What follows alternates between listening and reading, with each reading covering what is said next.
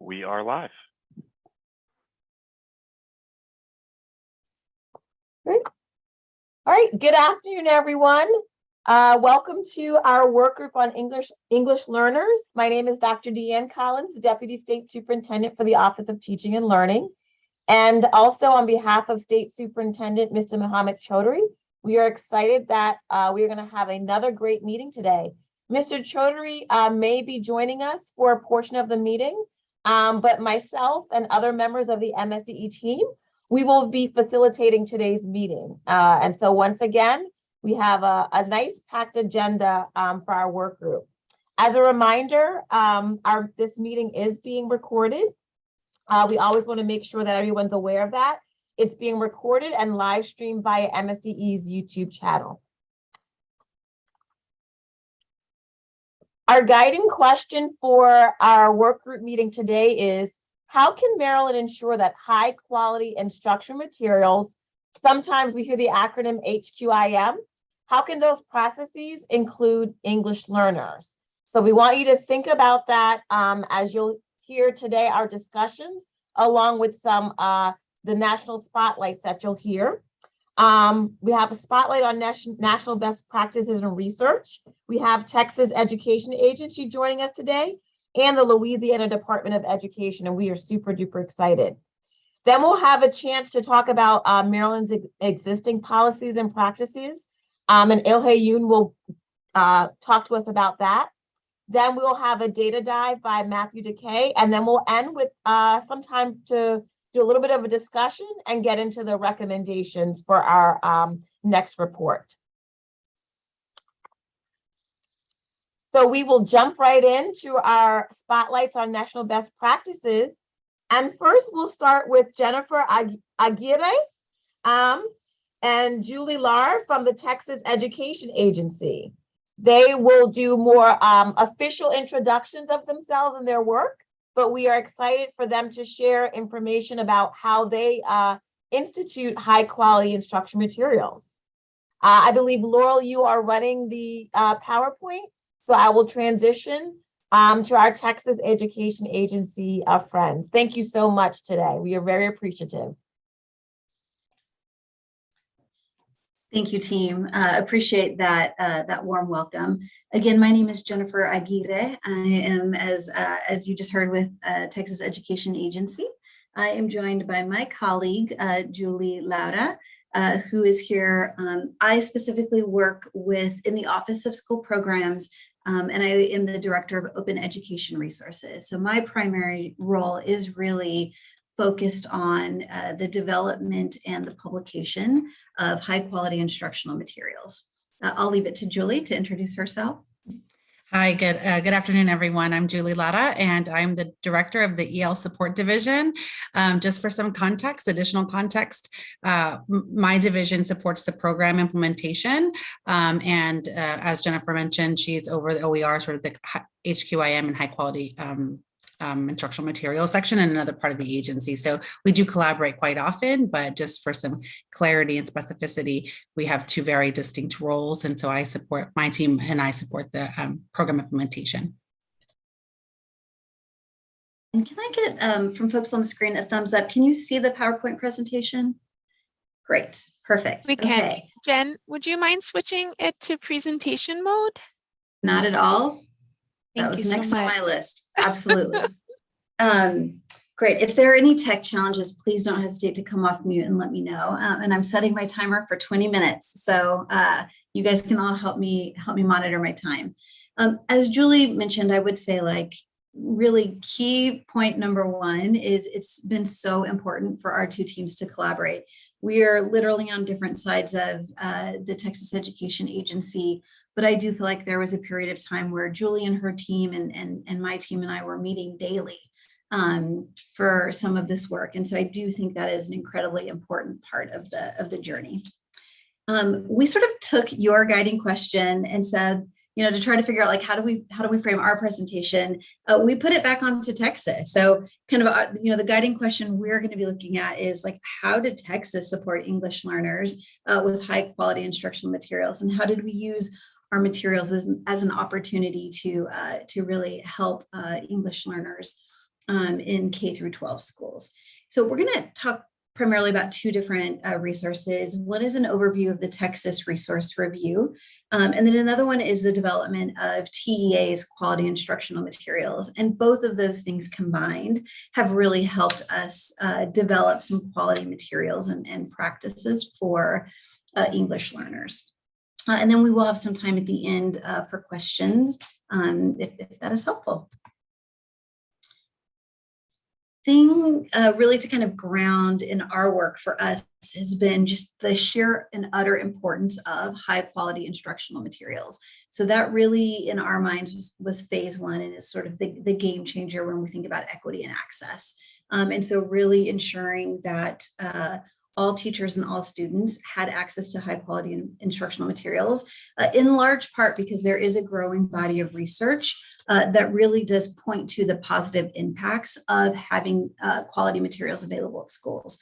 So one, it allows students to engage in deeper and more meaningful standards and content. Definitely leads to additional learning for students. And then again, it creates a large and more cost-effective impact for academic outcomes. And so really thinking through those pieces, there was just a point in time where the agency really did say one of our highest priorities was how do we help districts identify and adopt high quality instructional materials? And then how do we ensure that districts have access to those? So with that context, I would say the first thing the agency did here in Texas was to stand up what we call the Texas Resource Review, or TRR, which provides educators a way to understand quality instructional materials.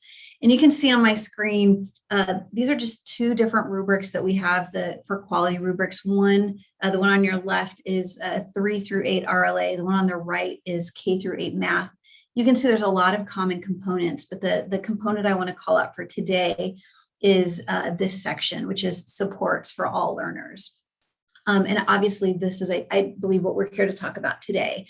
And so in all of our quality reviews, the thing I would stamp is we felt like we really had to get right. What does support for all learners look like as we're reviewing materials for high quality? If we double click on those indicators, so if I go back one, if we double click on like indicator 5, you'll see more detailed guidance. And so again, over here on the left, you'll see 3 through 8 RLA. On the right, you'll see K-5 math, and you'll see a lot of similarities. And when we think about supports for all learners, you're going to see a couple of different groups here, and you will see some nuance between RLA and math. But the one I'd really point us to is 5.3, which is very specific to English. And so the Texas Resource Review, their whole job is to review published instructional materials and basically give them a quality ranking. In Maryland, you may be more familiar with something like Ed Reports. This is very akin to that. It is a Texas version of that in some ways. And so I would say really thinking about the Texas Resource Review as being a way that Texas specifically, because of our standards, can really hone in on the quality of products. And again, supports for all learners is one indicator.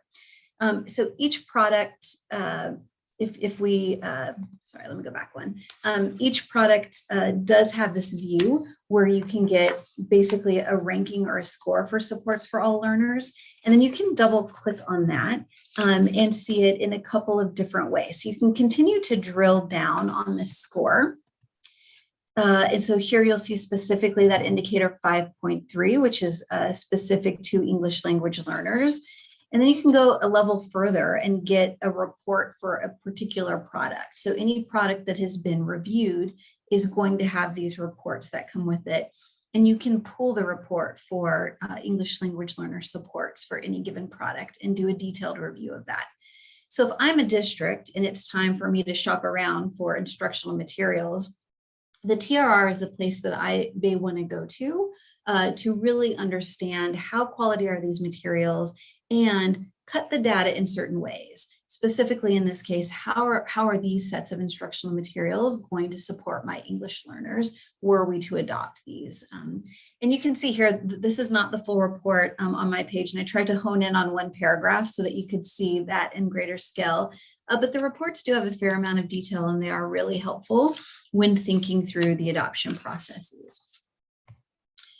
I would say another key part of this is really ensuring that we're training districts to use the TRR for their adoption processes. And so the whole concept of it is really in service of supporting districts with the review and adoption of high quality instructional materials.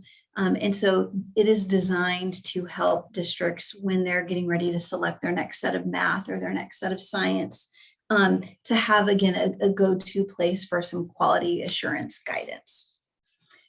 We do also know that many districts, before they do a full-scale adoption, want to pilot materials. And so this is another place where districts can go and say, you know what, let me figure out if there are 2 or 3 of these that I want to pilot in different classrooms, or teachers may want to pilot. And I think that is a way we've seen folks use these. Okay, so that's very large scale. I covered a lot of information in a very short amount of time, but the TRR Texas Resource Review is really geared at, again, any publisher who submits their materials for review, and any district in Texas has access to those reports and can use them to make adoption decisions. And again, can drill down on the English learner supports within those reports. Right before COVID hit, the agency really had started working on developing their own sets of high quality instructional materials under an open education resource license. So in addition to TRR, once we sort of stood TRR up, we were really ready to then produce and develop our own materials that we felt like were really going to hit this bar. And so these are the TEA developed instructional materials. And so we're going to shift now to that. Again, right now, our goal is to make sure that these materials are openly accessible in perpetuity to the state of Texas. So we have worked to publish them under an OER license or a CC BY license. Because of COVID, we did find ourselves in a position where it was just really important to have materials quickly. So the agency does also still have some materials that are under a termed license, but in every case, we basically built our own unit and lesson level review rubric that was aligned to the Texas Resource Review rubric and really honed in on supports for all learners. And then again, specifically 5.3, which is the materials include supports for English learners. And we spent a lot of time with Julie's team, right? Like talking about, what does this look like in a set of math materials? What does this look like in a set of science or RLA materials? And certainly did not get it exactly where we wanted, but I do feel like we have a good start. And so I'm going to preview for you some of these materials. Okay, we're doing good at the 10-minute mark. So I would say one of the things we really did was look and study the Texas Resource Review rubric and say, okay, if we have to bring this down to a unit and lesson level, what does that look like for us? And what do the English learner supports look like? So as a result of that, our OER materials are expected to include supports for all learners at the unit and lesson level. On the screen, you'll see an example of one lesson from a teacher guide. I think this one is, I thought I had it here. Oh, it's 3rd grade. So this is an example from 3rd grade. And again, this is what we were looking for when we were doing our review of instructional materials. And you can see kind of the bulk of the lesson for the spelling part of the lesson on the right. And then on the left, you can see the English learner support call out. And so these are some ways that a teacher can differentiate this lesson for their beginning L's, their intermediate L's, and their advanced or their advanced high L's. And you're going to see this in about right now, 70% of all of our Amplify elementary literacy program lessons. And in many cases, you'll see this at multiple phases of that lesson. Absolutely, we want to get to 100%. Like that's thing one, is our goal is to get to a place where all of our lessons have this, but transparently, we are not there yet. And so this has been a fairly big lift. But really honing in on the different levels of English language proficiency and what can we do to support those, and what guidance can we give teachers at the lesson and unit levels. And so that's an example here. I want to show you also a math example. And so kind of this box with the black box around it, that is part of the lesson. And then you can see I pulled out the green shaded box.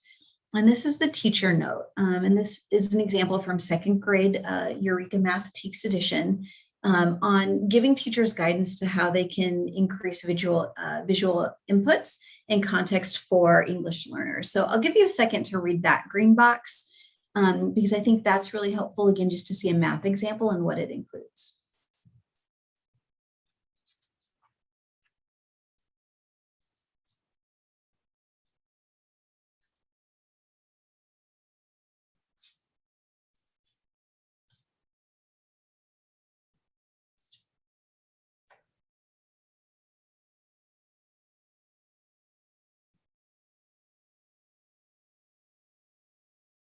Great. As educators, I know we're all very comfortable with silent solo reading and some quiet time. So again, you can kind of see that math example in some of the call outs. And transparently, we're not at 100% lesson inclusion there yet. And that is one of our goals, is to ensure that every single lesson we develop and continuously improve has similar call outs for English learner support. At this point, I've really focused on some of our K-5 materials.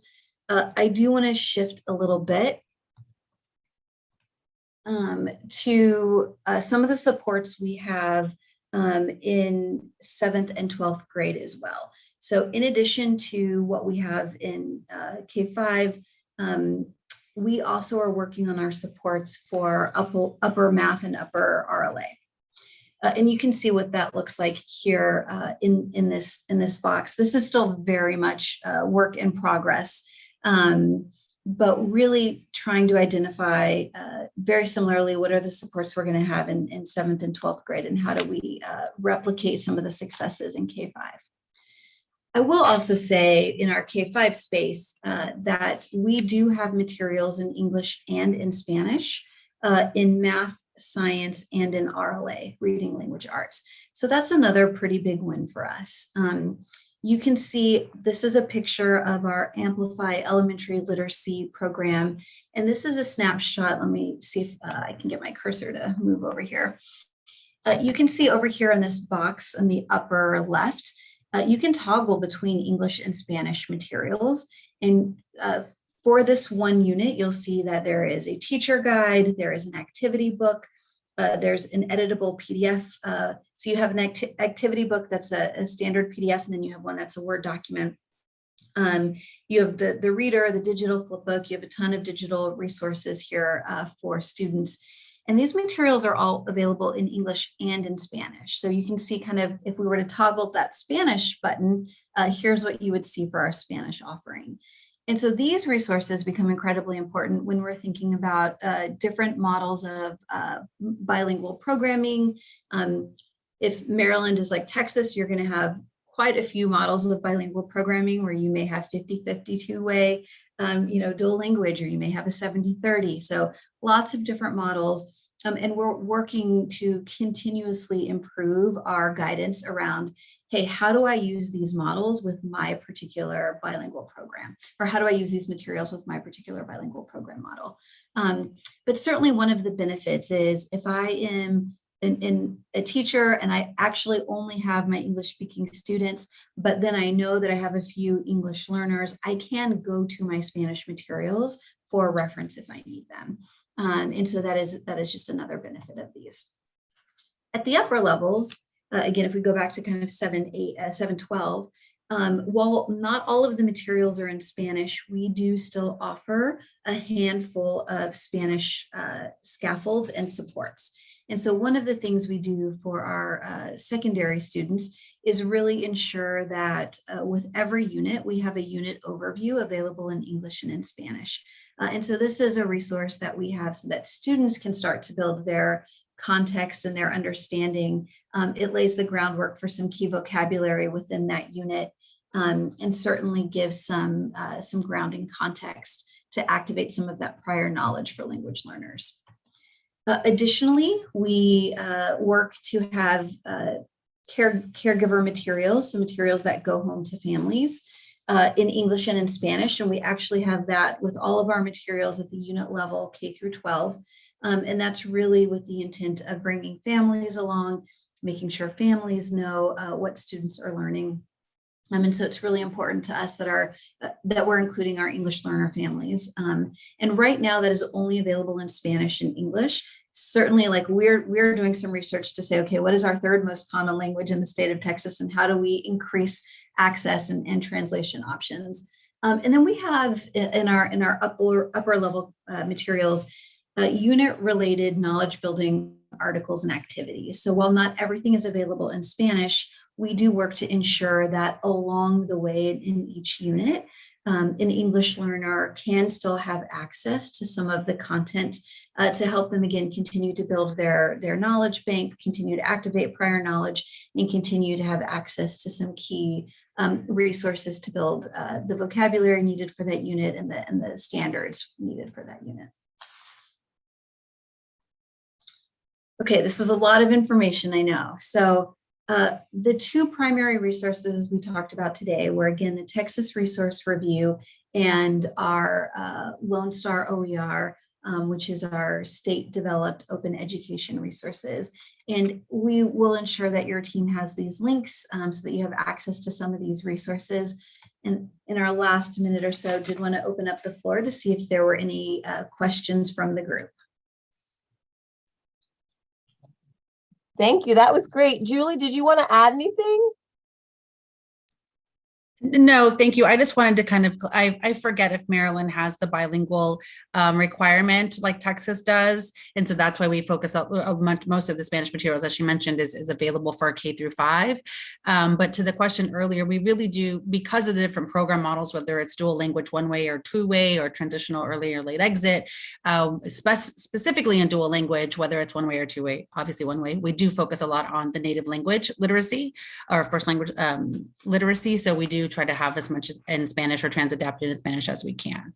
But this is definitely Jen's jam. So they are the OER folks. And again, our team works really closely with them to help support. But it has been a labor of love. It's been a couple of years, right, that we've been working on this. So we're really thankful for the field. And what our team does is we help share the information and with our stakeholders and make sure that school districts get them and use the resource review and that kind of thing. So I'm happy to come chat about bilingual policy and programming at another time, though. Well, and I will say one of the key things Julie's team has really done is really help, again, be a bridge. So we, on the OER team, we have a ton of curriculum folks, and Julie's team has just done an exemplary job of bringing us examples to say, hey, here, as a teacher, or in my experience, here's something I saw and I want to replicate this. I want to make sure our materials have this. Mm-hmm. And so we are just in an awesome position to be able to work with publishers of our materials to try to make that happen. And that, I think, has been really game changing. And your approach is a really clear example of how we need to continue to focus on bridging the content and language and bringing those two together. So it's a really good explicit example. And to hear the explicit collaboration between both offices and both teams is really good. As we know, sometimes we can be big and work in silos, right? And so it's nice to hear an example. I know you said you're only at 70% or so, but that's a huge accomplishment. It is. That's a huge accomplishment. So kudos. It is a huge accomplishment, and the field is very, very as I'm sure many of you work with bilingual educators, they always, feel that they have to do more work, and the OER team has made sure that they are providing as much equitable resources as humanly possible in the time crunches that we've had. So it's been really, really fruitful.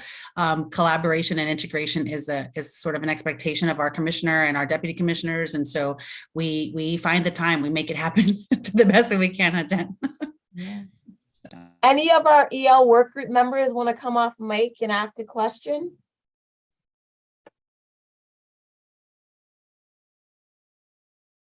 Angeli, Dr. Panday asked some questions about will we be able to see targeted examples of speaking and listening practice opportunities.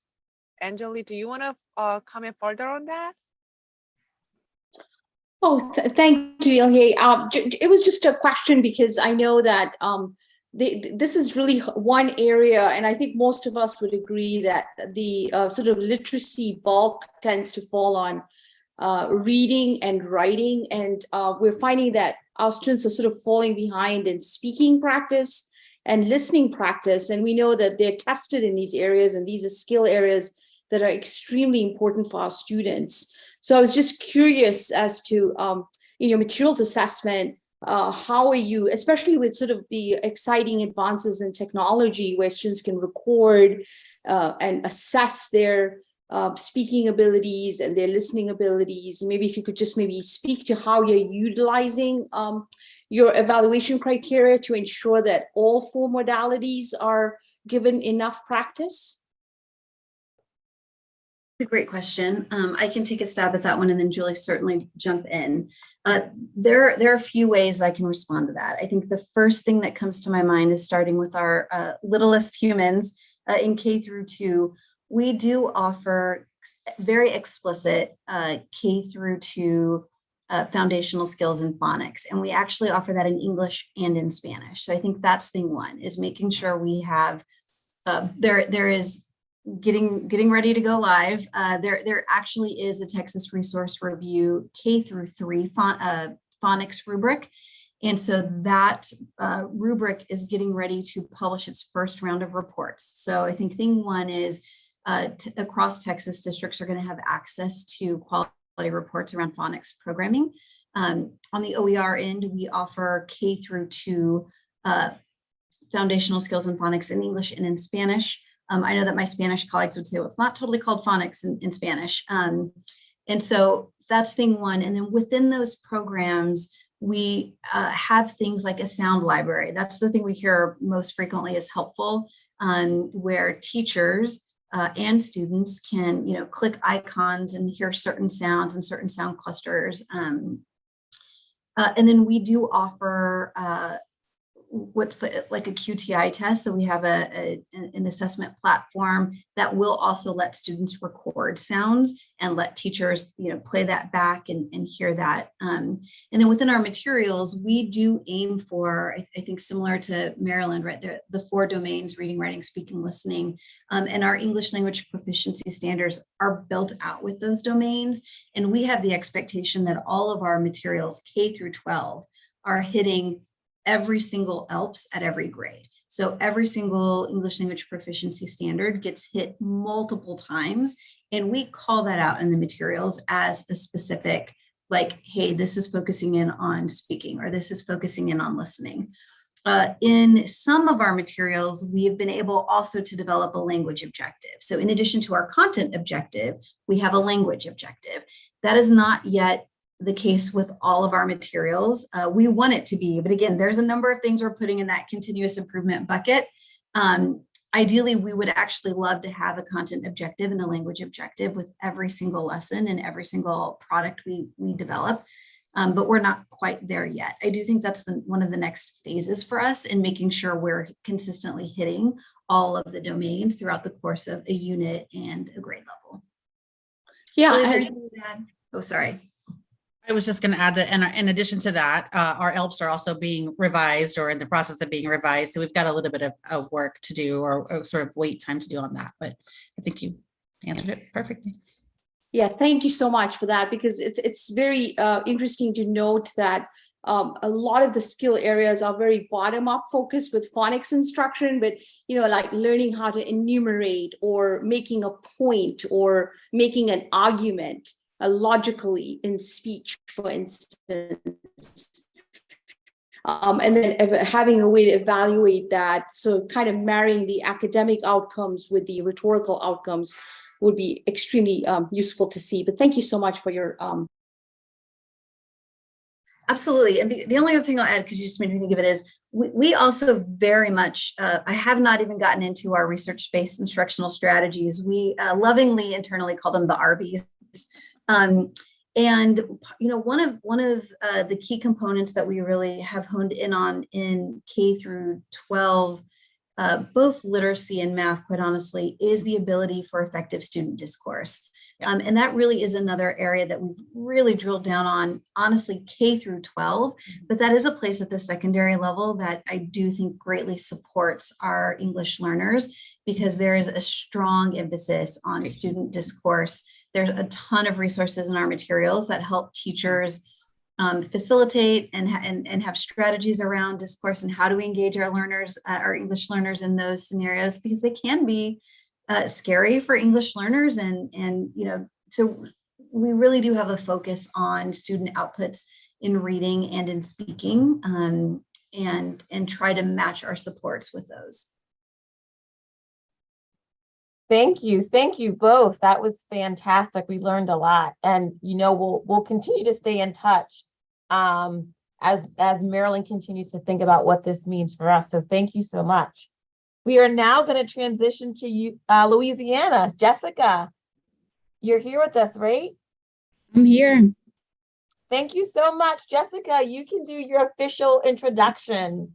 Thank you again and are you here by yourself, Jessica? Is anybody else with you?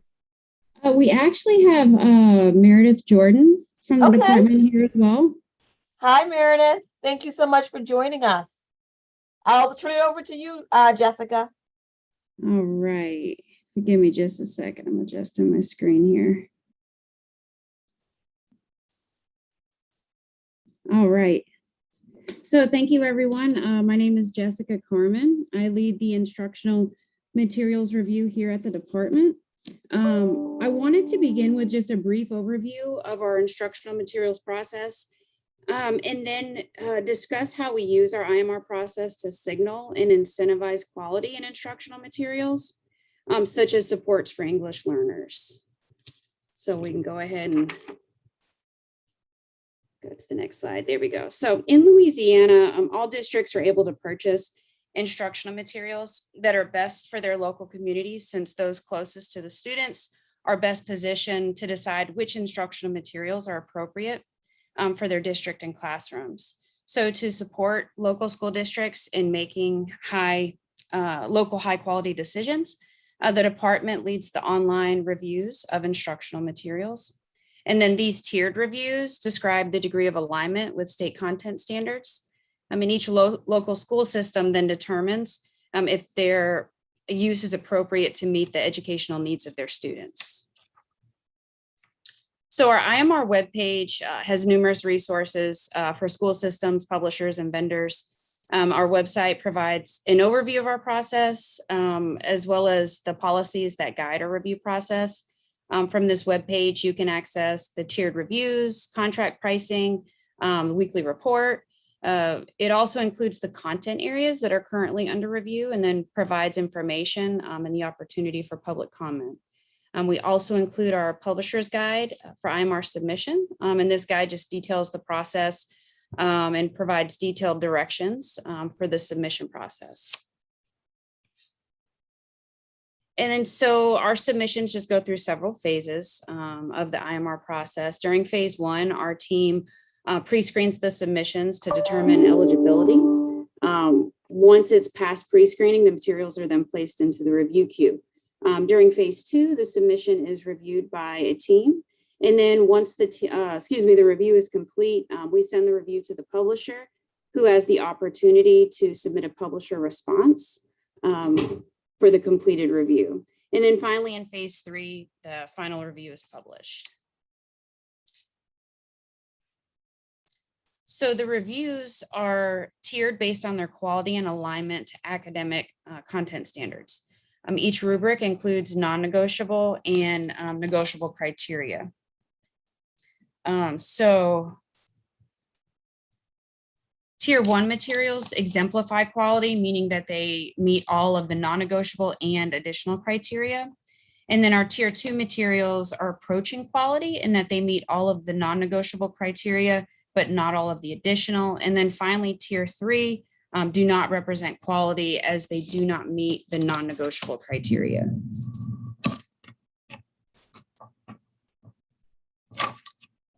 So if materials do receive a tier one rating, they're invited to submit an entry for review to be included in our academic content PD vendor guide.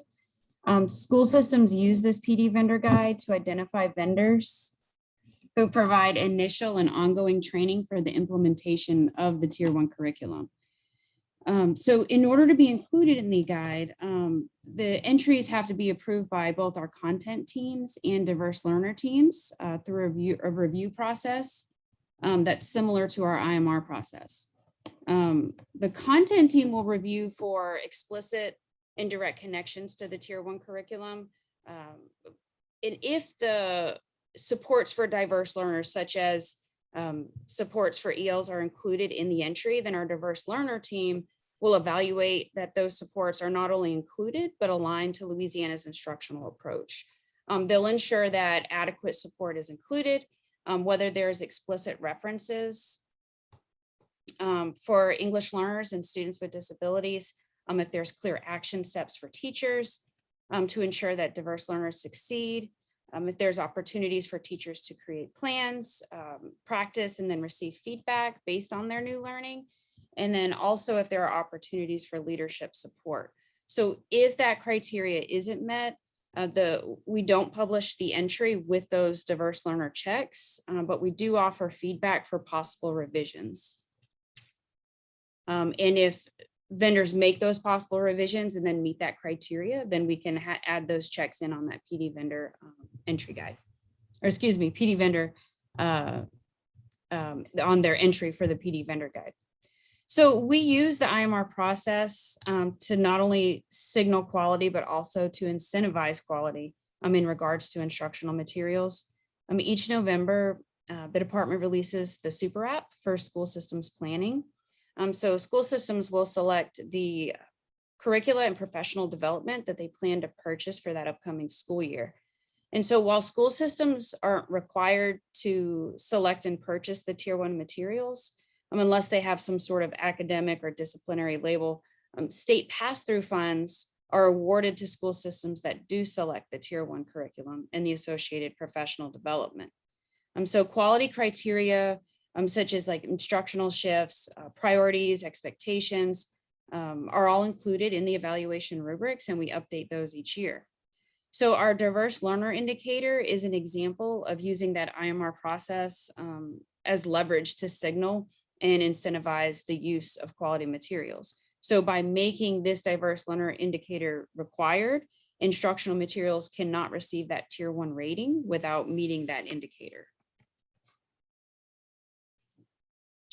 And then so on the next slide, next one. So on the next slide, you can see that this is our current diverse learner indicator. So based on recommendations from our content teams and diverse learner team, we created one universal diverse learner indicator for our math, science, and ELA rubrics.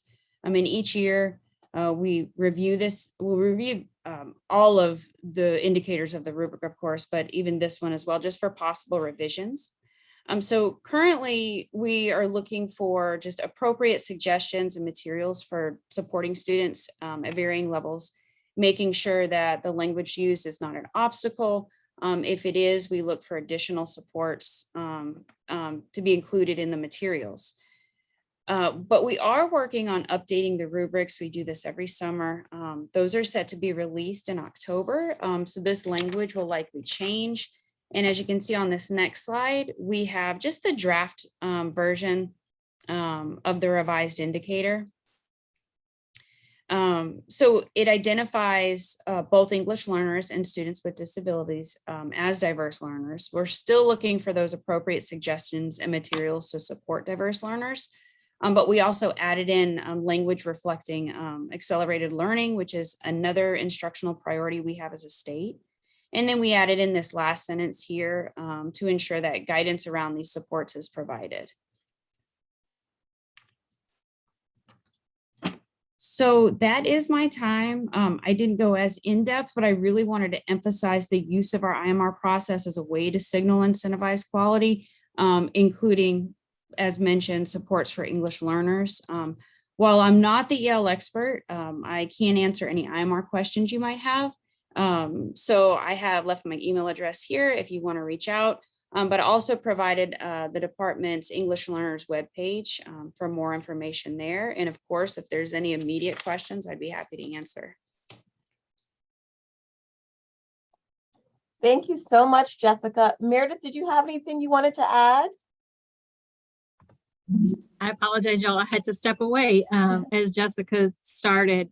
No, it's just it's such a great partnership for our team. Our diverse learners division is actually now recently situated within our Office of Teaching and Learning, so that our supports for diverse learners and English learners are always at the forefront of everything teaching and learning in our state. And so I get to partner with Jessica and our English learner coordinator on our team, gets to kind of partner and help create these indicators, revise these indicators. Like Jessica stated, our primary priority is to make sure that our English learners have access to this high quality instruction and materials. And so it's just a great partnership. Again, Jessica did a wonderful job, and we're absolutely happy to field any additional questions. Great, thank you. Anyone want to come off mic, come off mute, and ask any questions to our Louisiana group?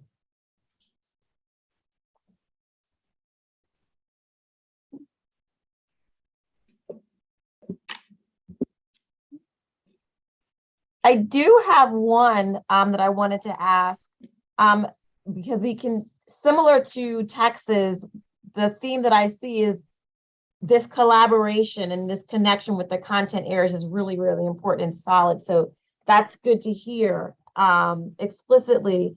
Can you share with, as you think about this process, in particular to English learners and how we need to be thinking about that, what have been like your greatest successes as you work together? But then also, what is your like greatest problem of practice? Like, right, I don't want to call it a challenge, more of like a problem of practice. What have you all been maybe grappling with that you didn't expect? I think I can definitely answer the first question in that where we've been successful is the way our teams are structured.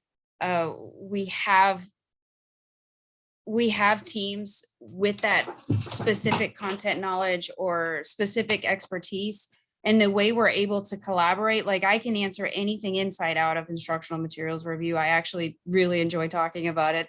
But what's great is that we work across teams where I'm not developing this entire ELA rubric. I know how it needs to be structured. So by working with the teams, we get the right indicators in there. We get those right, obviously, focusing on standards alignment and the instructional shifts.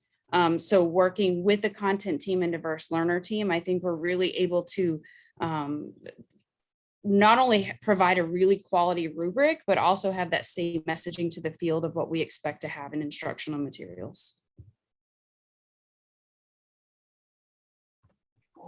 Yeah, and I would just add to that, I think it's so important to have that expertise from our English learner strategy coordinator actually working alongside Jessica and her team, conducting those reviews on all of our high quality materials, much like we've heard you all do. And I was actually direct messaging Jessica earlier, telling her as we're drafting our indicator, I had looked at what Texas was sharing earlier, their indicator around supports for all learners, and other states on here too, looking at what we're all doing.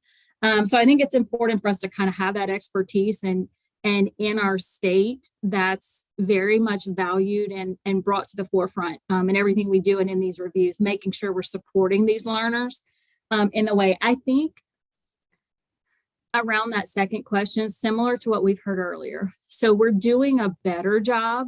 We're requiring our vendors and our curriculum developers to build in intentional supports for both students with disabilities and our English learners, but we still have a ways to go, much like Jennifer was saying earlier. I mean, we're getting there, we're doing a much better job, but I think we still have some additional work to do to make sure that we're providing educators ready access to strategies that will help these English learners access that grade level material in the best way for them.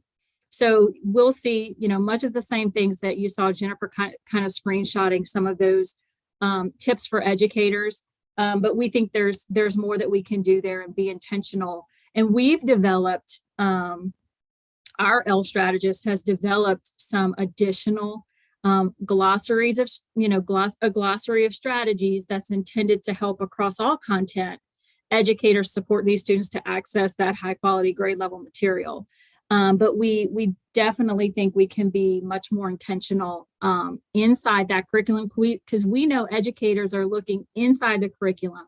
What's going to help me with my English learners? If that's not my specialty, but they're sitting in my classroom, I'm not trained maybe, because we know we have shortages all over.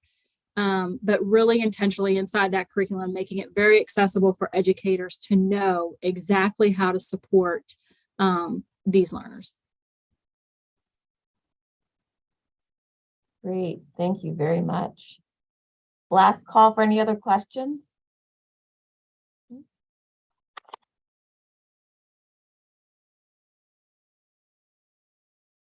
All right, well, thank you again, Texas and Louisiana. We appreciate your time today. We've learned a lot, we've gained a lot of information. We look forward to staying connected. You're welcome to stay on, or you're welcome to transition. For the remaining part of our meeting, I'm going to turn it over to Ilhe to walk us through some of Maryland's existing policies and practices, and then Matt will share a little bit of some data with us. So Ilhe? So I will share some existing policies and practices around instructional materials and curriculum. So currently on the next slide, it shows Maryland has policy on instructional materials and curriculum requirements in the 4 content areas listed as shown on the slide. So social studies, science, mathematics, ELA/literacy. So of these, in the Code of Maryland regulations, we call them COMAR, local school systems must have curriculum documents for elementary and secondary schools, and that must include the content standards, and they have to be aligned with the Maryland College Career Ready standards. So all those 4 content areas have these same requirements. And then further, in the next slide, it shows what COMAR requires in terms of certifying how these school systems are meeting the requirements in the COMAR. So for social studies and science, all they have to do is that the local superintendent of schools confirm to the state superintendent of schools that the instructional programming that they have in grades pre-K-12 meets the requirement listed in the COMAR. So that's all they have to do. That's the way of they are certifying it. But for English language arts / literacy and math, they have to certify that their instructional programming for courses aligned to the Maryland College and Career Ready standards meets the requirement. So that's the minimum that they have to do. But then they also, in addition to certifying that, yes, we are doing the bare minimum, they have to also show some evidence how they are doing. So in the next slide, it talks about the 3 different ways that they can show that they are meeting the requirement. So they can either submit the MSDE curriculum bearing report with an acceptable rating that's done locally, or they can submit a curriculum bearing report that is conducted by a nationally recognized external party. And of course, all the rating has to meet the requirements. And lastly, they can submit a document of national ratings that show an alignment to Maryland College and Career Ready standards with strong or moderate evidence. So that's like levels 1 and 2 evidence. So this is the way that they do. So that's what we have currently for those 4 core content areas. In terms of English learner COMAR on the next slide, local school systems have the 12 components that are listed, and you can see on the slide, to support ELs through their English language development programs. And 2 of the components that are listed there are related to instructional materials and curriculum requirements. As you can see, we don't go in depth about what they look like. So what we do in the EL Title III office at MSDE is to conduct EL Title III monitoring visit, which is done once every 3 years. So on the next slide, it shows what we review when we go out to visit local school systems. So in order to make sure that every LEA, every local education agency, is adhering to the regulations and requirements, we ask specific questions to the LEA coordinator, ESOL coordinators about their ELD curriculum. So they have to answer the question about how has the LEA continued to operationalize Maryland's ELD standards. Within that, they have to do 4 different things. So they have to describe and also show the evidence of curriculum or internet link or any type of resources that they have. And then they also have to show how the LEA integrated the ELD standards into not only ESOL classes, but all content classes.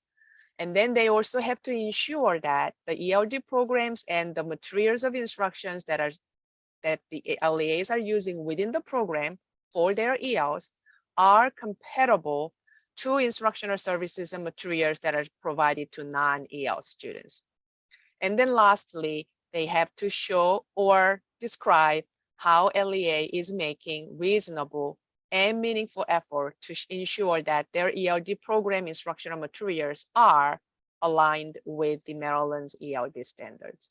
So even though our COMAR doesn't specify, by asking these questions and by reviewing their evidences, we ensure that every LEA is doing and adhering to not only the COMAR, but also federal regulations and policy. So that's all I have for the Maryland's existing policy and requirements. Does anybody have any questions about that?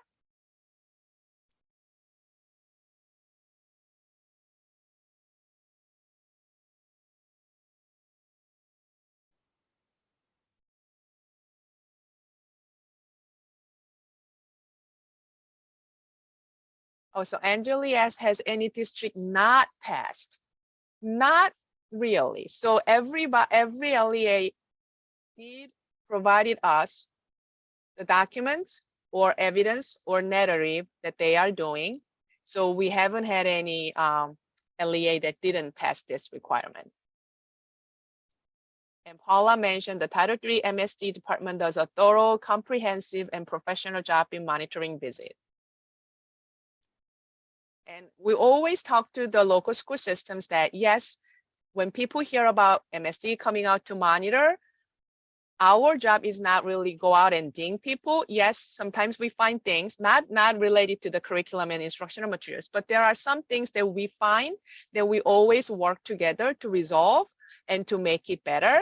So, we write comprehensive report, things that they can improve upon, but it's always a collaborative process. And the nice thing about Maryland is because we have 24 school systems, it is really good that we have such close relationship with all ESOL coordinators.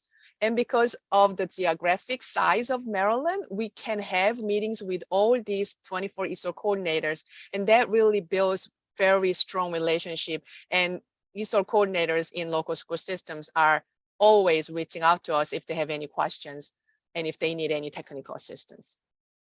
And Paula just wrote to everybody, Washington County has a pre-meeting next week. I look forward to these meetings, sharing and receiving ideas to continuously improve. Yes, so we do have this coming school year's monitoring visit orientation with those 8 counties that are going to be visited, and then we will go through these very thoroughly so that it's not a gotcha, I surprised you type of thing. Okay, so I think we can transition to our next presenter, Matt Duke, the manager of our research office, so he can talk more about what he collected based on the surveys that we share with our ESOL coordinators. Thank you. Excuse me. Thank you, Ilhe. So to get an idea of the landscape of instructional materials processes in Maryland, we administered a short survey this month to local EL coordinators. It was only 5 questions, so we were asking about their review process for instructional materials in the core content areas, We asked around what supports they provide for ELs in these materials, the selection process, specifically for the EL development program, and then lastly, how the impact of the instructional materials and teaching practices on ELs is measured. We were able to collect responses from about 2/3 of the LEAs. So I'll share them briefly in the next few slides. So the first question was whether the LEA's instructional materials review process includes indicators for English learners. And we found about 1/3 of the review processes in LEAs did not include indicators for ELs, while about 2/3 did. Next slide, please. Next question was what supports for English learners do the LEA's core content instructional materials include? And some examples of answers were modified materials, audio files, leveled readers, scaffolding supports, differentiated support by the proficiency level, and some Spanish options in the materials. The next question was basically asking about their process for selecting instructional materials, specifically for the English language development programs. We found about 1/3 of LEAs that responded they described the process being the same or similar to that of what they use for selecting core content materials. Most LEAs used a committee to select materials, and that included EL teachers, EL staff, or EL families in this process. Most also described evaluation rubrics, and they looked for different things. So some described features that support language development, such as readability and graphics. Other LEAs talked about equity, diversity, and inclusion on the rubrics. And others mentioned trying to balance the right amount of rigor and yet meeting grade level standards for the materials. Lastly, there were a few LEAs that responded they pilot the materials before selecting it. Next slide. We asked how LEAs ensure that their instructional materials and teaching practices are impactful for English learners. Many LEAs said they monitor grades, access scores, and other measures to track student progress. So not only the district level, but some mentioned digging down, looking at the school level, and then even the classroom level. Several LEAs talked about collaborating with coordinators in different curricular areas to align the WIDA ELD framework and their instruction. There were also answers on embedding multilingual strategies in their content instruction. This is to make the content more comprehensible, yet still making it challenging and rigorous. A few LEAs mentioned talking to students about their interest and engagement around the materials, and also soliciting teacher input on how useful these materials been in their experience. A few districts also talked about keeping up to date on the research on instructional materials, whether they're evidence-based or not, as well as sharing ideas with coordinators in other districts, both across Maryland and across the country. And then the last question we asked was, how can your selection process for instructional materials be improved? And most answers centered around one of these 4 items. So it was providing a list of recommended materials. Second was including EL staff and families. And while you might remember, I think 2 slides ago, we said many systems do include EL staff. Apparently, several do not. So this emerged from those systems that do not. They recommended that could improve the process.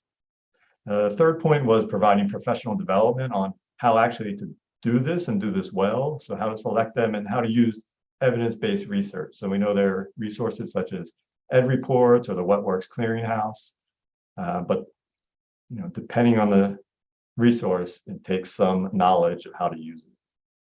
And then lastly, systems talked about using it district-wide rubric to be consistent on the measures to evaluate the materials. And that included continuing to revise it based on student and teacher feedback, and again, the impact that they're finding the materials have. And also including elements for EL supports on all the rubrics, not just for EL materials specifically, but all the core content areas. And that goes back to our first question, what supports? There were several systems that had limited or not, complete answers on what supports they provided. I believe that's all from our survey. So thank you. Thanks, Matt. I really love the idea of including families in this process, right? That was kind of something I think that's a little bit outside the box, which is a really engaging point. So I'm going to take over from here, and we are going to move into our discussion and recommendations portion. So we're going to take some time now to kind of think about what we've talked about today, and then also to move forward and think about our final report. So just as a review for our members here, these are the preliminary recommendations that were included in our 2021 interim report that was published last December. There were 8 of them. And these, of course, are going to roll over into our new report. You can go to the next slide. We have some news about our new report. So in a response to a request from the Accountability and Implementation Board to have more to support their comprehensive blueprint implementation plan to help them move forward with implementing the blueprint, they have requested that a copy of the report by November 1st. So we are moving our deadline up here, and we plan to have our to share with them a copy of the final report by November 1st. And so we just wanted to do some thinking together and share our thinking so far. So today we talked about instructional materials, and that obviously was not included in one of our preliminary recommendations. So thinking about what we talked about today, and based on the topics that we've had for our meetings over this past year, we wanted to get your input and ideas and share our input ideas about what our new recommendations, what additional recommendations should be included in the final report. So we're going to do that by via Padlet today. So we will post a link to the Padlet in the chat so that you all can join us there. And I will share my screen, I think. Is that okay, Jason? Okay. So that we can see the Padlet live. And we can all be together. Hang on. Waiting to the link, or just a second. Okay. And I always lose. Oh, there you guys are. Somehow too, whenever I share my screen on Zoom, I lose my view of the people. So let's see. Do you want me to post the link? Do you have it? Do you have it handy? Yep. I'm almost there. No, I have it. Hang on. And while you two are working on that, I just want to reiterate that, we really want to make sure that the final report reflects recommendations from this group, what we've heard from the community. So we don't want you to be quiet or to be shy. We know you will need some think time, but we really don't want to lose the stakeholder engagement and voice. That's really, really important. This report should not be about MSDE, right? It's really the collective IQ of this group and the larger community. So we really want to make sure that not only at this meeting, but at our next meeting and any other time we're together before this November deadline, that we maximize our time to really think about the recommendations that make sense. So we want active participation because it's really, really important that these recommendations reflect the voice of the group. Thank you, Dr. Collins. So were you guys able to use that link to get to the Padlet? Yeah, okay. So what we did was we pre-populated the Padlet here with some sections that are kind of like big buckets of the topics that we had our meetings on throughout the year. So funding, we talked about funding, we talked about accountability and reporting. We've talked about enhancing our existing English language development programs, and then we also talked about secondary English learners. So we've pre-populated the sections and actually some posts that reflect the poignant topics or the that came out from our past meetings and also our internal brainstorming here at MSDE when we were thinking about adding additional recommendations to the final report. So we invite you guys to take a moment to scroll through them, to look at them, you're welcome to add a post, which is what these little colorful stickies are called, to comment on one of the ideas that we've brainstormed so far. And obviously you can also, if it's something you think is that you agree with or you think is a great idea, you can hit the like button as well. But we really do want your input on this. So please, I'm not going to read them all to you, but you'll see under funding, we have 4 posts or 4 kind of ideas about including recommendations on funding. We have 2 about accountability and reporting, 3 about our existing ELD programs, and 2 here that include our topic today about high quality instructional materials, and then 2 for under the category of secondary English learners. And if you have questions about what we've written here or how to use the Padlet, please feel free to unmute yourself and ask. And Drew just posted a question about what about topics that cross these overarching sections. So Drew, if you have any ideas and questions or topics that you would like to add, please do so. This is the whole purpose of this exercise.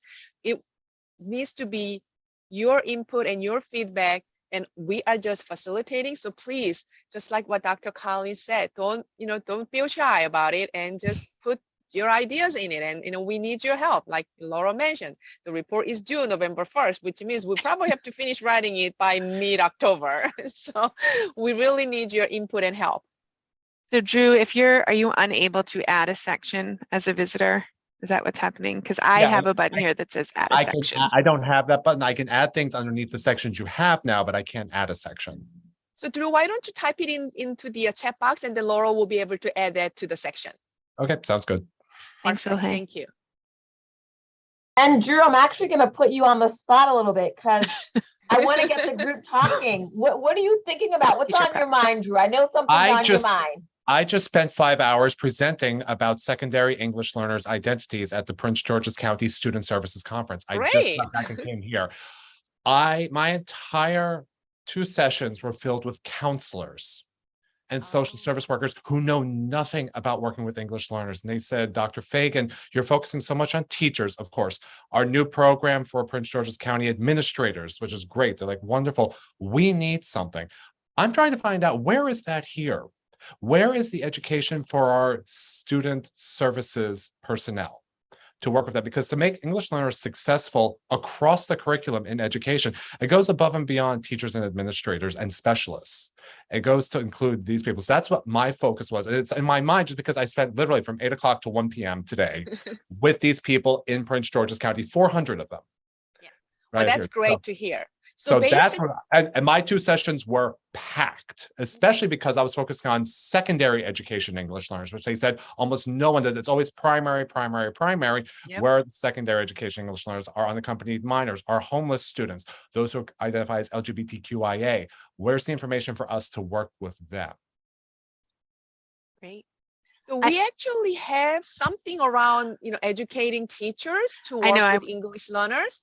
Yeah, so I was going to actually remove that. I don't know, Anne-Marie, if that is one of our interim recommendations in the interim report. So if you have a way, I'm going to leave it here actually. And if you have something that you'd like for us to add or a way to expand it, please put that in a post under that heading, that section. May I just interrupt for just one quick second? I think it's the word teacher that's problematic here. Obviously, I'm thinking of something broader to enhance all educators. Yeah, educator preparation. Educator preparation, which can include Everybody. everybody. Yep. I'm wondering if my screen is it updating? I'm going to refresh it live because I did say student service personnel. Oh no, Lord, he's talking about teacher preparation. Oh, okay. Yes. Yes. I Yeah. think great. Let me change it. Let's modify that. Let's change that to educator. Yep. Because we're not just talking about teacher. We are talking about everybody who touches the lives of our English learner students. Yes.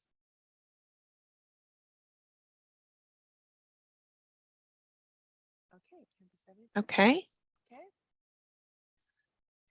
If there's something here, like I said, that you think is a great recommendation and you want to make sure that it's included, go Love ahead it. and give it a like. Yeah, give it a That's like right. or a love click on that little heart. if it's important to you.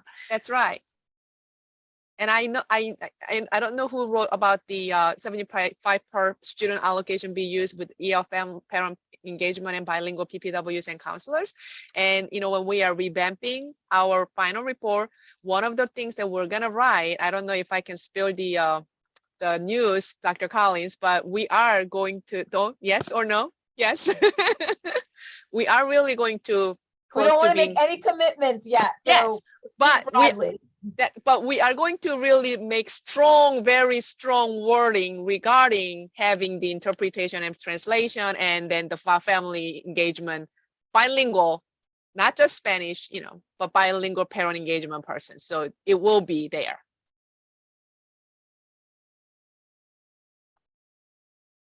Thank you, Ilhe. That was my question.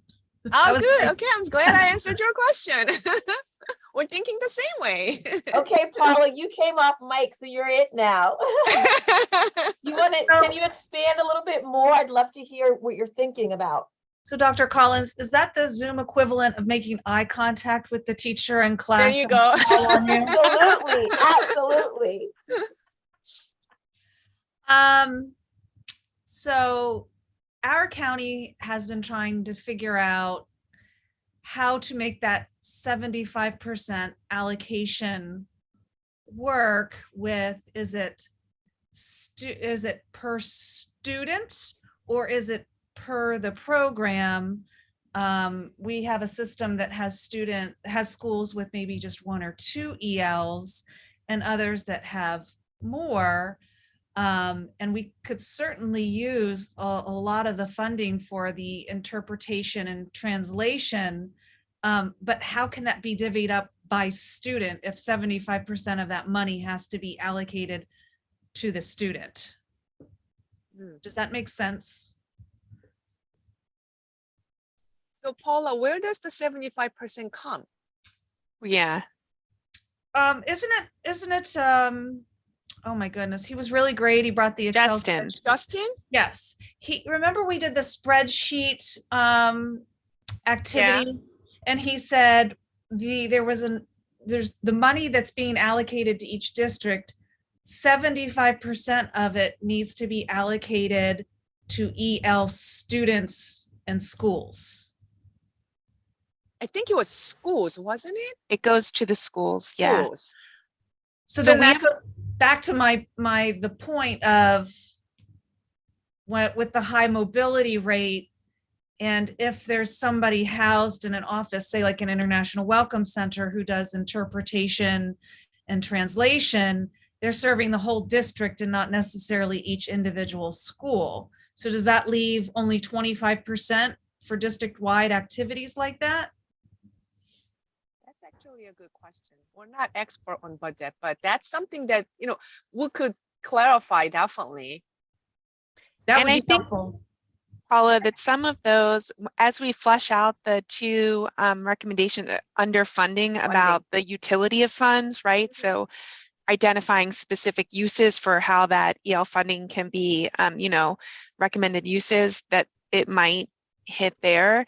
But then also we really wanted to talk about establishing, just like you spoke about, a method to support LEAs that serve smaller EL populations. So how can we write a recommendation to incorporate funding to support that economy of scale based on your EL population? Yeah. Thank you, Laurel. That was music to my ears. And you used such great academic language. I would give you a 6 on WIDA speaking. Oh, thanks, Paul. Because I mean, the utility of funds is really what Justin hit home with it, because schools get the funding, but there is no accountability. So it's really important that we lay this out so that the funds that were designated for English learners that really be used for ELs, whether it be hiring bilingual PPWs or interpretation and translation services. So we want to really make sure that we lay that out in the report.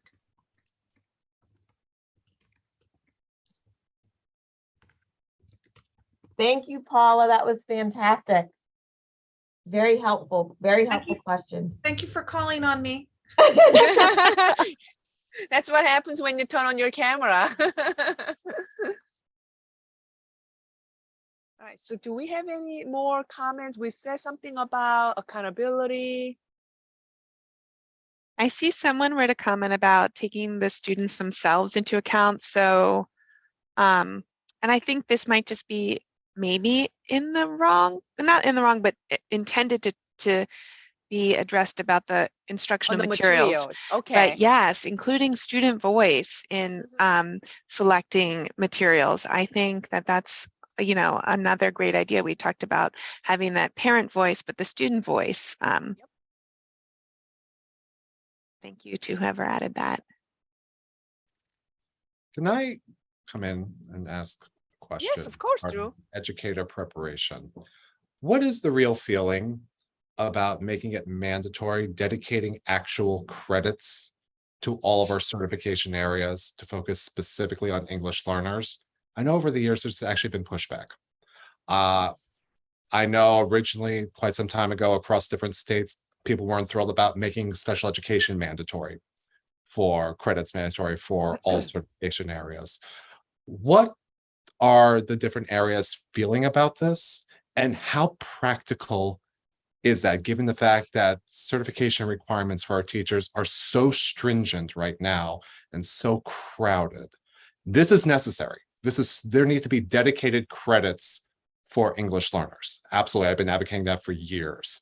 But how will this actually manifest, if at all? I'm just curious. I want to hear from the MSDE folks as well as other. I'm really curious to hear about this, because I've been hearing about this for years, and I've been hearing teachers talking about this for years who might have a random credit or two and they want to take my course. Somehow they have a random credit or two and they want to know, why is this not mandatory already? And then other people saying, we are so busy with the other MSDE requirements, we can't lose credits towards this.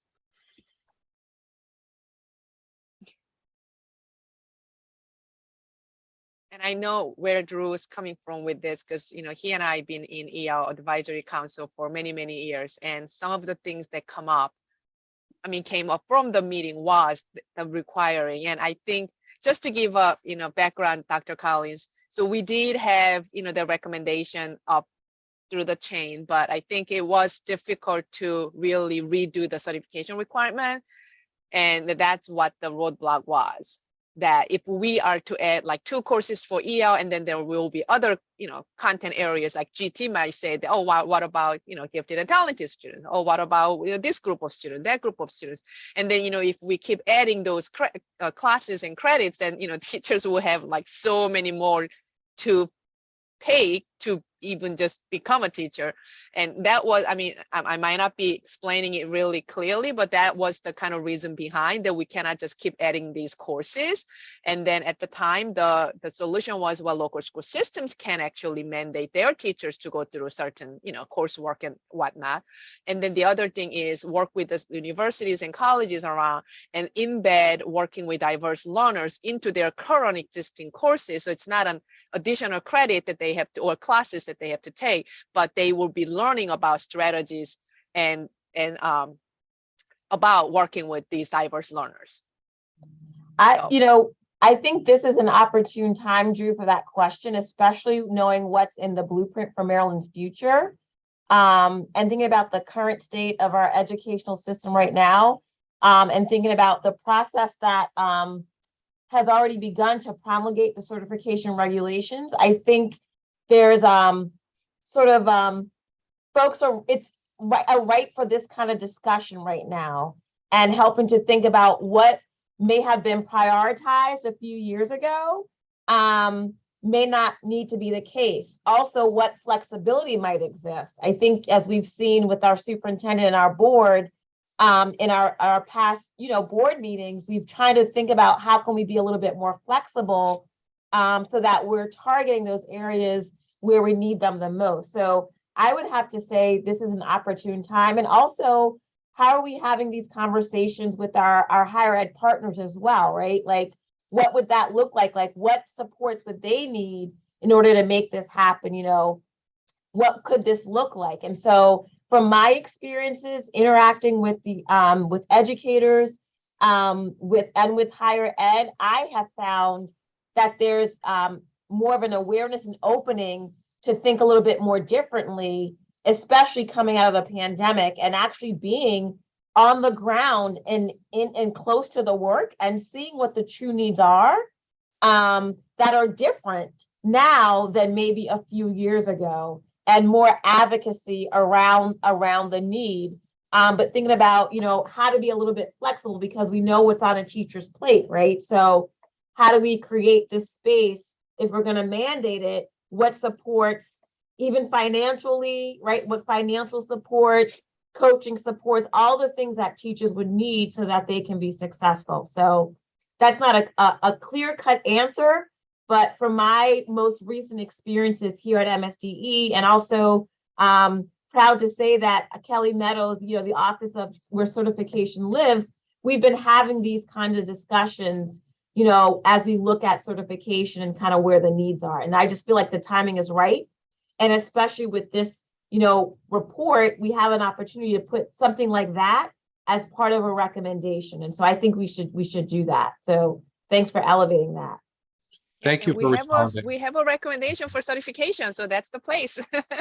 Thank you. Thank you so much for addressing that. And you're right. I think now with everything that has happened, now is the time that we could not even imagine 3 years ago with where things went. So now is the time. So thank you for saying that. I really do appreciate hearing that.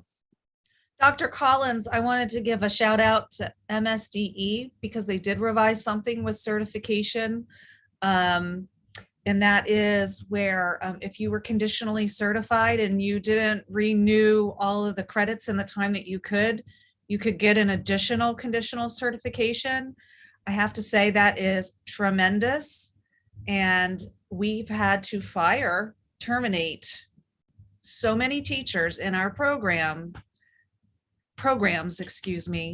because they just were working parents, single parents.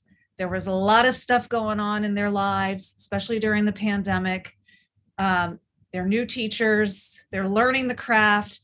And on top of that, of trying to be a student full time, they just weren't able to make all of, meet all of the requirements. And it hurt my heart because we had to terminate one of the most gifted teachers I've ever worked with. And it all came down to that piece of paper. And so I want to just reach out to her and say, come back. But unfortunately, the damage has been done and she won't come back to education ever again. But it's never too late. We can always get better.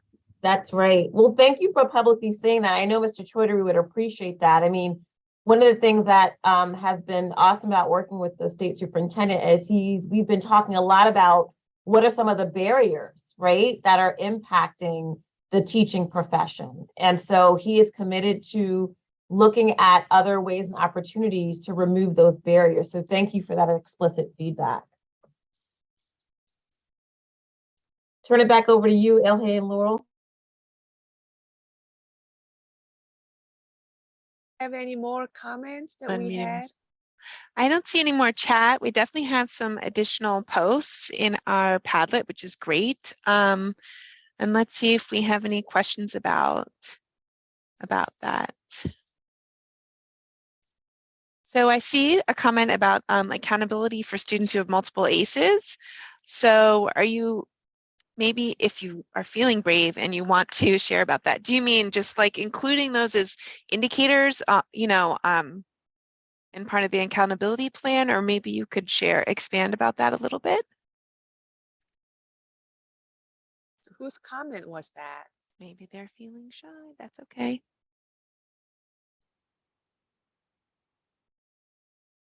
Oh, so Anne Marie did. Oh, Anne-Marie has. Yeah, but her It mic is not says, yeah. working. So what accountability for students who have multiple ACEs in terms of individualizing educational plans. So, oh, that's okay, Anne-Marie. Maybe just if you have the chance, expand a little bit so we can make sure we have an understanding of what your recommendation is.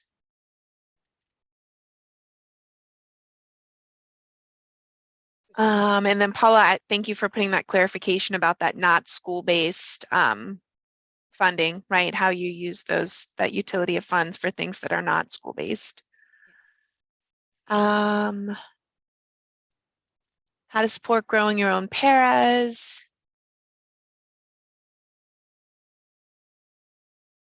Simplifying initial ESOL certification. And I think that's part of the that was part of the interim report recommendations. It's streamlining the process. So we'll probably, work more on that when we are finalizing our report.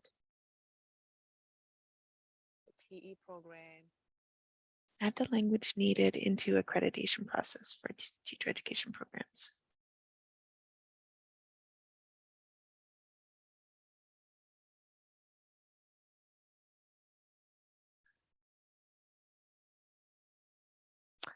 I'm looking over And then under here. high quality instructional materials, there was somebody who mentioned something about how can MSD partner with WIDA Prime for reviewing materials. Oh, well, Lord, you can speak about that. We are going to be partnering with WIDA Prime. Hopefully, that was something that we've looked into as part of our initial research into not just our ELD materials and HQIM, but all of our materials. And so they are actually getting ready to put out a V3, I think a version 3 of WIDA Prime that's aligned to the 2020 framework, that's more closely aligned to the 2020 framework. So we're waiting for that to be released, and then that will that's a tool that we know of, and that is a possible tool that we will use as we think about how we can make sure that we're looking into high quality instructional materials, because I know that that is something that is kind of like ed reports, but for ELD materials and in the framework of English learners. So what Anne-Marie said that was something about we are having many students who might fall through the crack if we don't individualize their programming. And especially for the secondary students, we only have 2 years in targeted English language development, credit towards graduation. So they have to have something adjusted to make sure that these kids are not falling through the cracks. So if I'm not mistaken, I think you are, Anne-Marie, you are talking more about a plan for not like the special ed, but like a plan for ELs, that they had to have something specific for these kids so their needs are met. So we need to think about. Yep. So this kind of goes into that serving secondary English learners. And one of the preliminary recommendation that we have is making sure that there is a specific support and resources for secondary English learners. So we are definitely going to write something about that in the final report as well. And I mean, Laura already had that, yeah, the specialized programs and supports for secondary ELs. Yep, that kind of goes along with that. Under that umbrella, yep. Yep.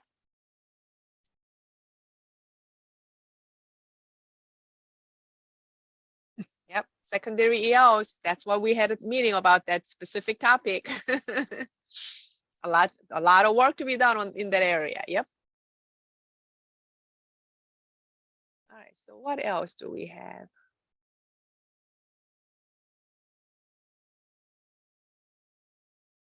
Laura, do you mind scrolling down what's under reporting? Sure. So we have 3 comments. Okay. I think this was about the 8 learning materials. Mm-hmm. So a robust data system to track all the new Title III and ESSA requirements, calculating ELP on the Maryland ELP with a shared data system with formulas would be helpful in driving instruction. Coming. And then more immediate feedback. By the time the data is received, it's lagging. So maybe, are you speaking about the English language proficiency assessment? data? Yes. Okay. It's just the nature of the data. And then because, I mean, this is something that we probably need to talk about further, but like so many school systems are not returning their materials in time. So I have to wait until middle of August. So the question is, do we just exclude those kids? But then I feel bad that these kids took the test and because of, teacher error, they did not return these materials in time and we're waiting. So there's that two folds. I mean, like, do we just ignore these scores and then just go with the July 1 and then you will get the scores sooner versus do we wait and then include all those kids who took the test in the calculation? Bill, hey, I appreciate that. That was me who wrote that, and it was not at all intended as a criticism. No, I understand. I think it's just data all around, and Yeah. so I think having at least some kind of assist like that ELP to calculate is so complicated between like when was their baseline and did they meet it here and then what's the growth. So even just having a formula like a spreadsheet or something like that.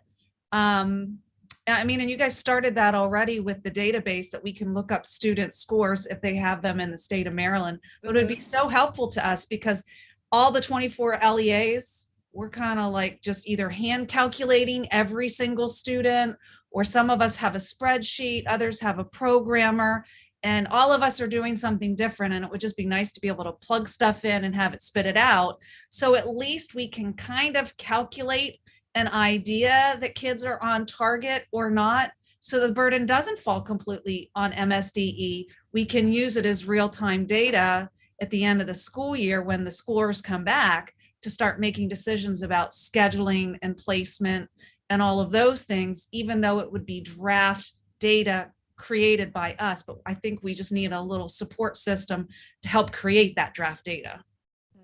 You know what I think it should be a shared effort on everybody's part. Yeah, I mean, obviously I cannot create that Excel spreadsheet. So, I mean, we will definitely have to get some help from the accountability office if and I know they have some type of a system that they use. So we will have to bring this back to the assistant superintendent of the accountability assessment and performance reporting. And right now the target for last year's school data is sometime in October, I think. Early October. We have some additional comments about our long-term English learners. So really putting in the definition of a long-term English learner. And so agreed, that's something we had brainstormed already, that we want to refine that definition, include them in data reporting.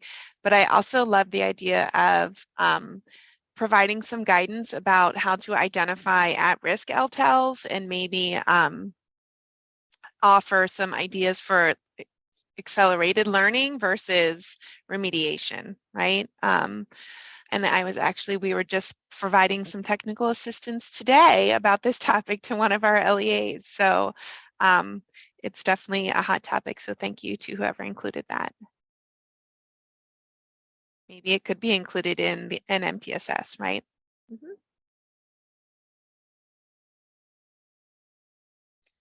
Okay, am I missing anyone? I don't want to miss anyone's input. I don't think so.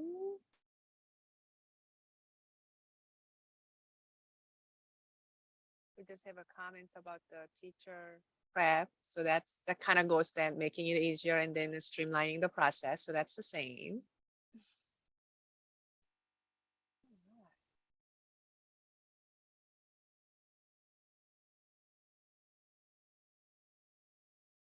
Any other comments or ideas?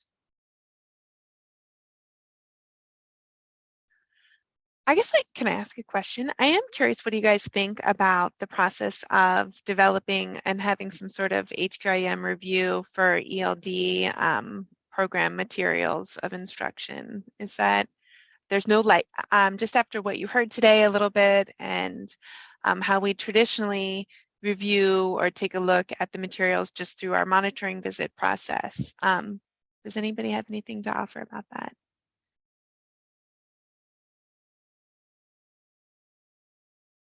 Probably you should talk if you want to talk.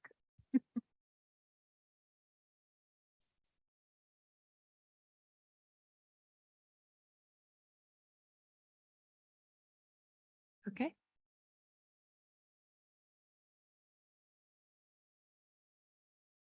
Well, are we going to give people back some time today, Dr. Collins?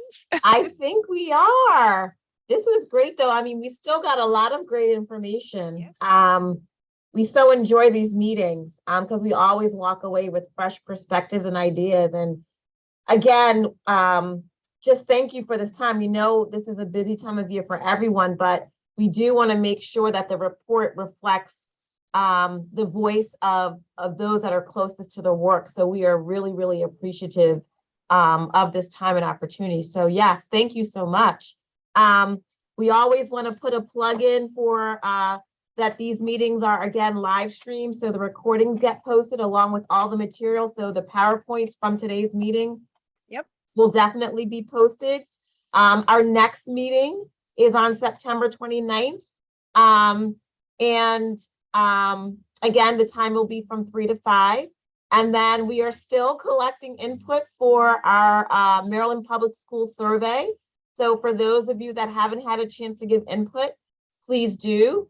I've seen some of the results. It's amazing how much feedback has come in to the state board and the superintendent. Awesome specific input. So thank you. And we will give you back the gift of time. So thank you again so much for on behalf of Mr. Chaudhary, and thank you, Drew and Paula, for being risk takers. I appreciate that. Wonderful. Good seeing you, Diego. Take care. Thank you so much and have a great afternoon. Bye-bye. Good afternoon. Bye-bye. Bye. Bye.